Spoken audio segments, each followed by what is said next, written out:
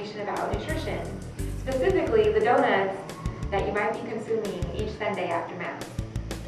So as you can see, we have a nice poster display about the nutritional components of a donut.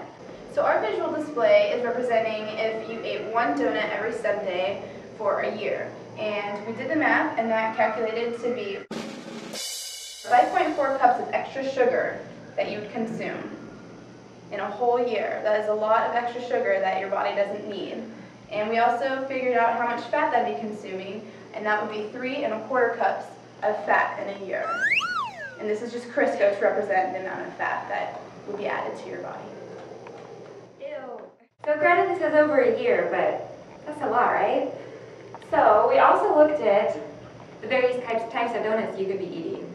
And I know that on the tray every Sunday there's an apple fritter, there's a cake donut, and now we've just started introducing donut holes. Well, look at the difference between the fat content of an apple fritter versus a donut hole. It's all about making choices. So this might be a better choice for you after Mass on Sunday than an apple fritter. So if you do decide to have a donut after Sunday Mass, that's okay, but we recommend that you incorporate some activity throughout the rest of the day. So 200 calories is the average for a cake donut, but there's 400 calories in an apple fritter, so you've got to work twice as hard. But to burn off 200 calories, you could run for 18 minutes, you could go on a nice stroll through the park for 50 minutes, or you could go on a bike ride for about 38 minutes. So remember, if you had that apple fritter, you've got to run twice as much, walk twice as much, and bike twice as much. Basically, donuts don't have much redeeming nutritional value. We have a nice little graph here that shows the carbohydrate components of a donut, the sugar, and the fat. It doesn't show things like fiber or protein or calcium, things that are really good for your body. So when you're eating a donut, you're just eating it. It's not really doing you any good.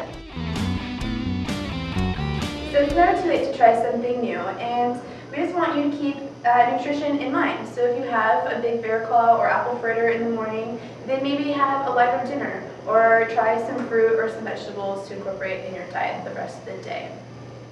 It's all about making good choices. So you can still have a donut, we're not telling you can't, but you just got to incorporate that choice with the rest of the choices throughout your day. So we want to encourage activity, exercise, and having balanced meals throughout your whole day.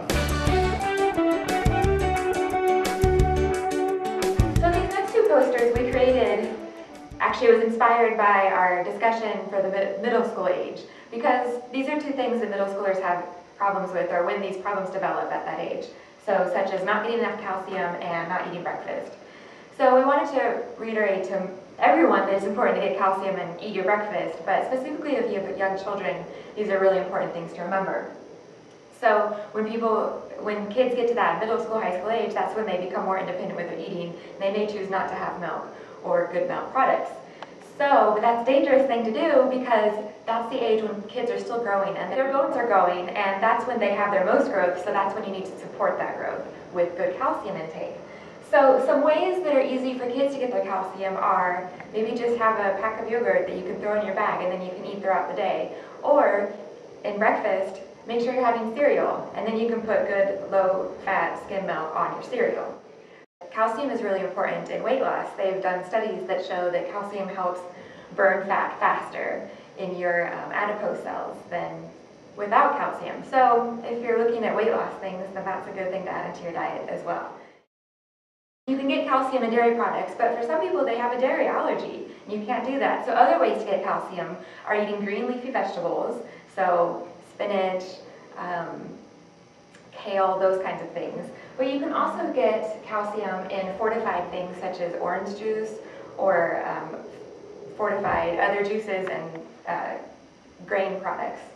And then, tofu often has calcium fortified in it, and then, yeah, like I said, cereal is fortified with calcium.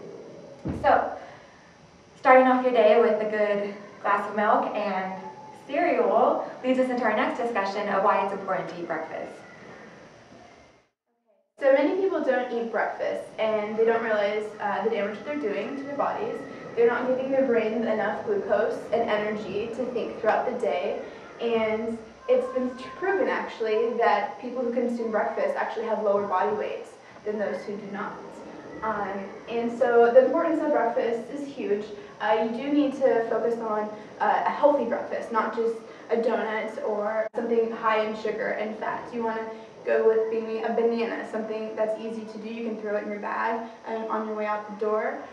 Yogurt is a great way to get your calcium in your morning breakfast, as well as whole grains. You want to look for 100% whole grain bread, and it is hard to find vegetables to eat in your breakfast, so if you don't like vegetables early in the morning, just maybe go for lots of fruit if possible.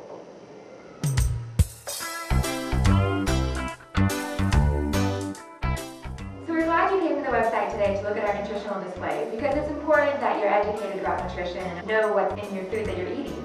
And once you have that education, you can make smart choices throughout your day and throughout your life that will make sure you're promoting wellness and healthy living.